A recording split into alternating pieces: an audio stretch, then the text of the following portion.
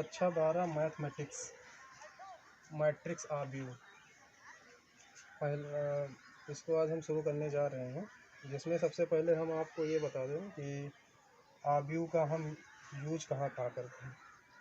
इसका यूज वाणिज्य गणित में होता है, विज्ञान में होता है, बहिर्वेशन में होता है। इसकी परिभाषा जो है, इसमें तीन चीज़ होता है। पहला आयताकार क्रम विन्यास मतलब एक आयताकार क्रम होता है जिसका हम लोग विन्यास करते हैं।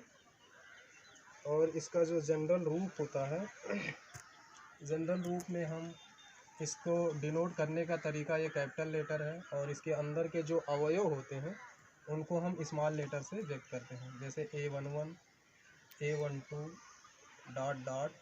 A1n A21 A22 A22 A2n AM1 AM2 AMN। इसमें ये जो बड़ी लाइन है इसको पंक्ति बोलते हैं, और जो ये खड़ी लाइन है इसको हम स्तंभ कहते हैं। जैसा कि आप लोग जानते हैं कि कोई खंभा होता है तो वो ऐसे सीधे सीधे खड़ा रहता है, तो उसको हम स्तंभ बोलते हैं। और जिस लाइन में क्लास में जैसे हम बैठते हैं उसे हम पंक्ति कहते हैं। तो ये जो पहला स्तंभ है इसको हम C1 कहेंगे, ये दूसरा स्तंभ है C2 कहेंगे, ऐसे ये nवां स्तंभ। और ये जो पहला पंक्ति है इसको हम R1 R2 और ऐसे Rn। अगर मान लो इस आयताकार क्रम विन्यास जो ये हमने आव्यूह लिखा है, अगर इसका कोटि पूछा जाए तो ये m क्रॉस n इसकी कोटि होती है।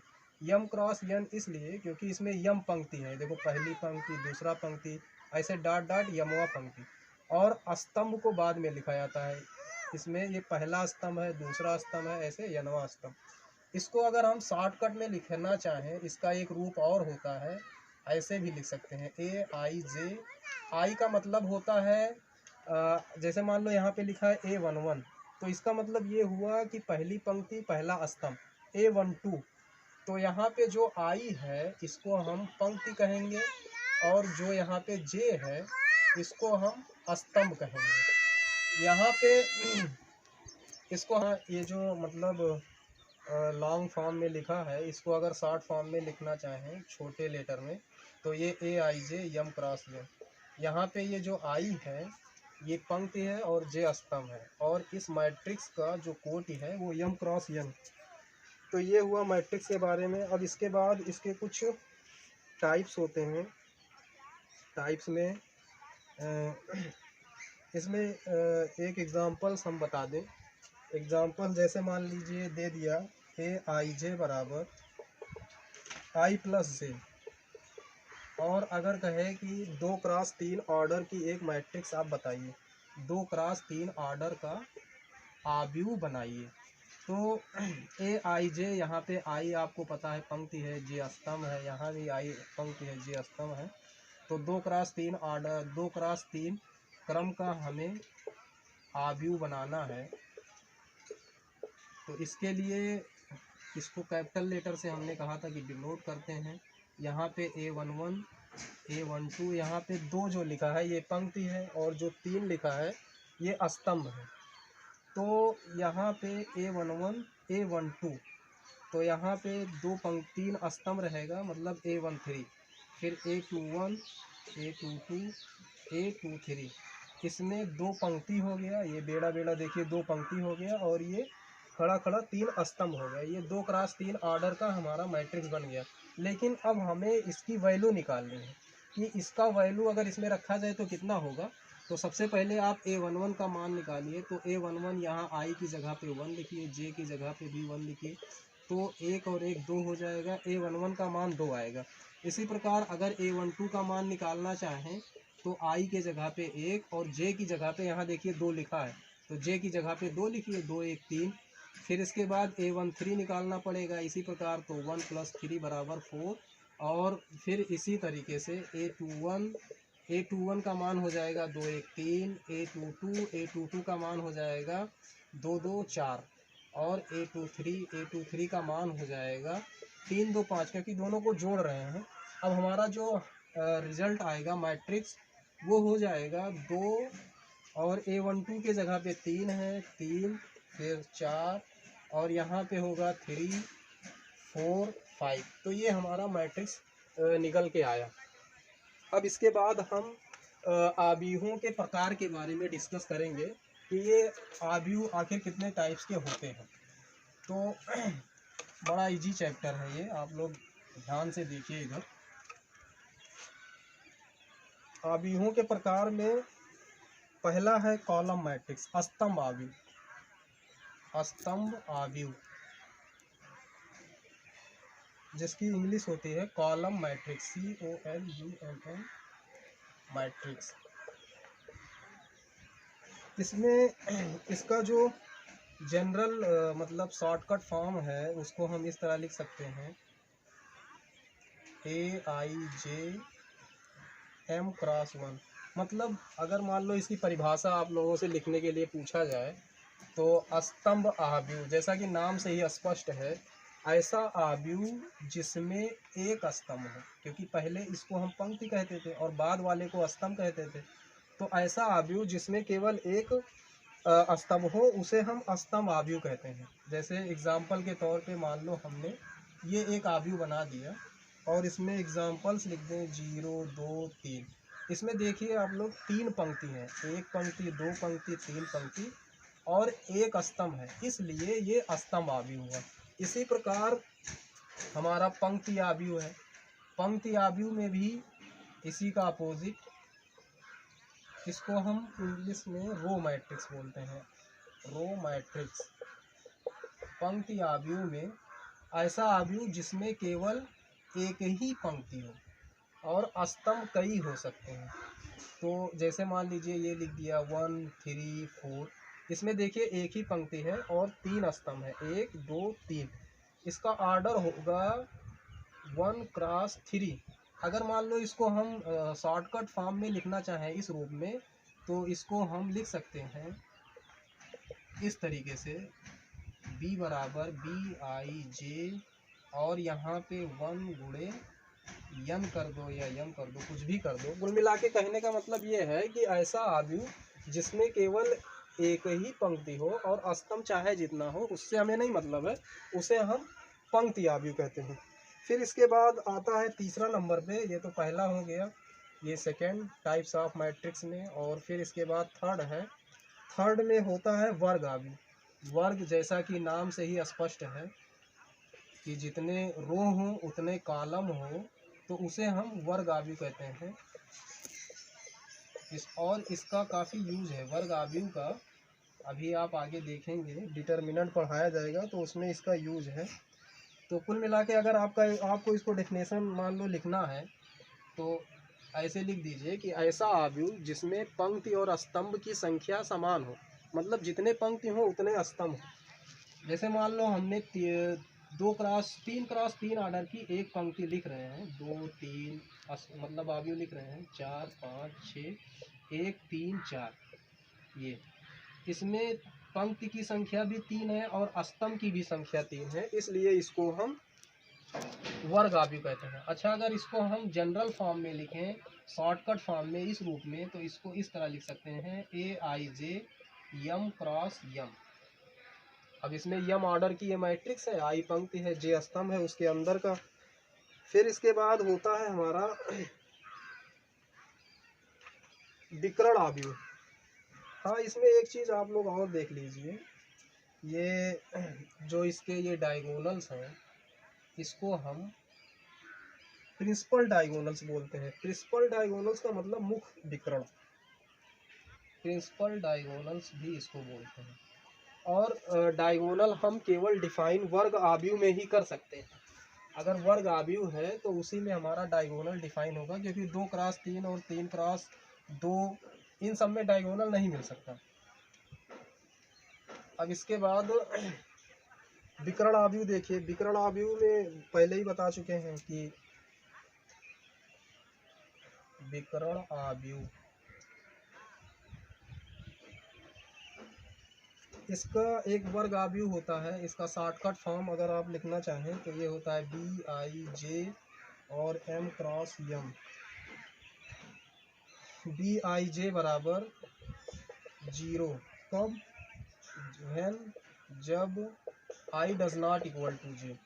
एक एग्जांपल लिखे दे रहे हैं, जैसे मान लीजिए कोई आव्यूह हमने लिया जिसके डायगोनल पे कोई एलिमेंट है, बाकी एलिमेंट 0 है उस आव्यूह के, तो उसे हम विकर्ण आव्यूह बोलते हैं। ये तो 2 क्रॉस 2 का लिख दिया हमने। मान लीजिए 3 क्रॉस 3 ऑर्डर का लिखना चाहें तो 1, बाकी सब 0 लिख दीजिए, 0 2 0 0 0 3। ये इसके विकर्ण पे ये देखिए अंक है, बाकी सब जगह 0 है, तो उसे हम विकर्ण आव्यूह बोलते हैं। तो डेफिनेशन आप इसी तरह बता सकते हैं कि विकर्ण के अतिरिक्त, विकर्ण के अलावा जितने भी आव्यूह में अगर एलिमेंट 0 हैं, अवयव 0 हों, तो उसे हम विकर्ण आव्यूह बोलते हैं। इसके बाद अब हमारा ये चौथा नंबर था। 5वें नंबर पे है स्केलर मैट्रिक्स, अदिश आव्यूह। अदिश आव्यूह स्केलर मैट्रिक्स ये क्या होता है?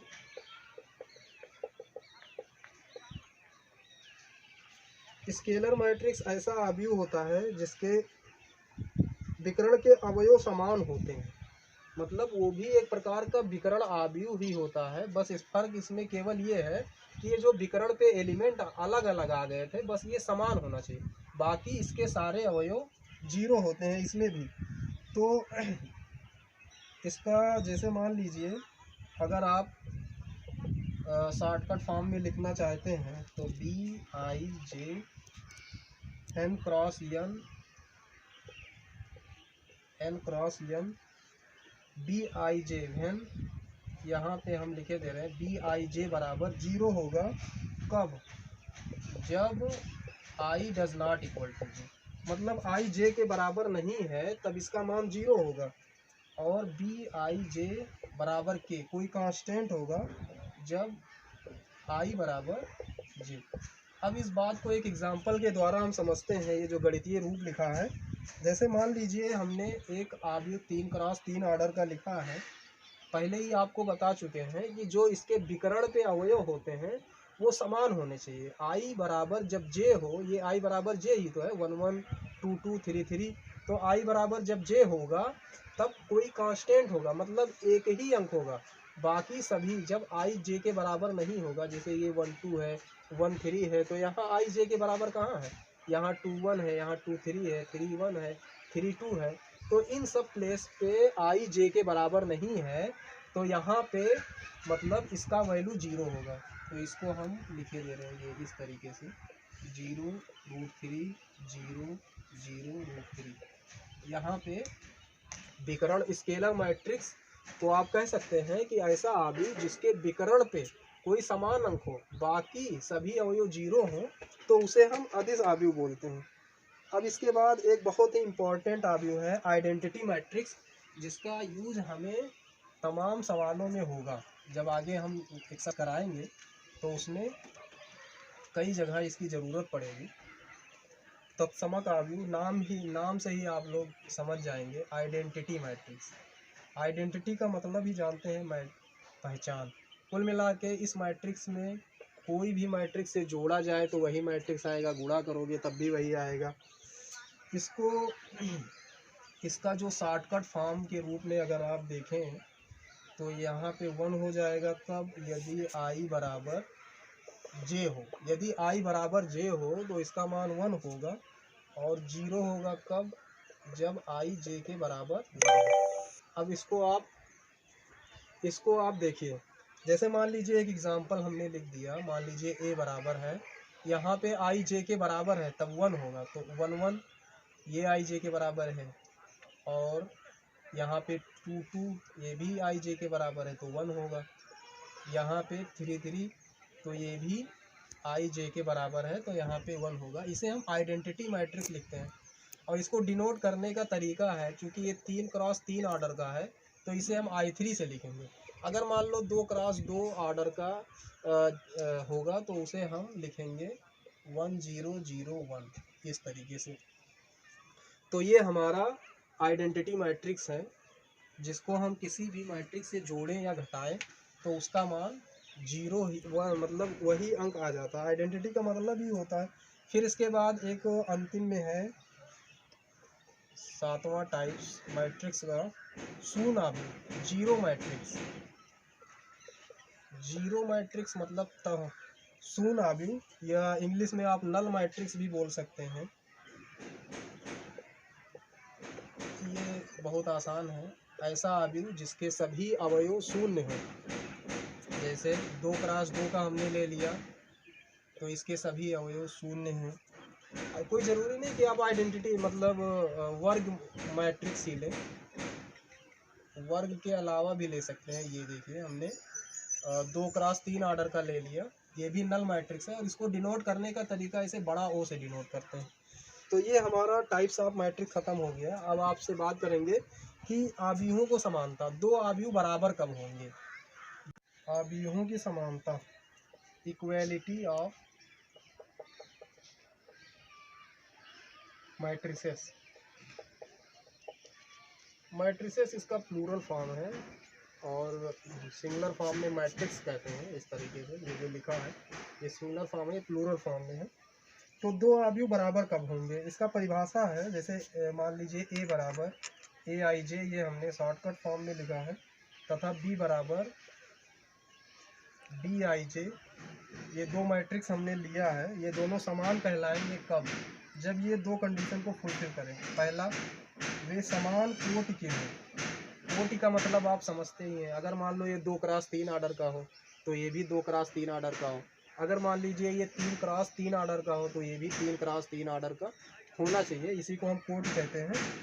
तो समान कोटि के होंगे तभी हम दोनों आव्यूहों को बराबर कह सकते हैं। वे समान कोटियों के होते हैं।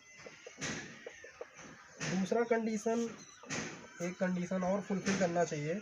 A का प्रत्येक अवयव, A का प्रत्येक अवयव B के संगत अवयव के समान है। B के संगत अवयवों के समान, B के संगत अवयव के समान हो,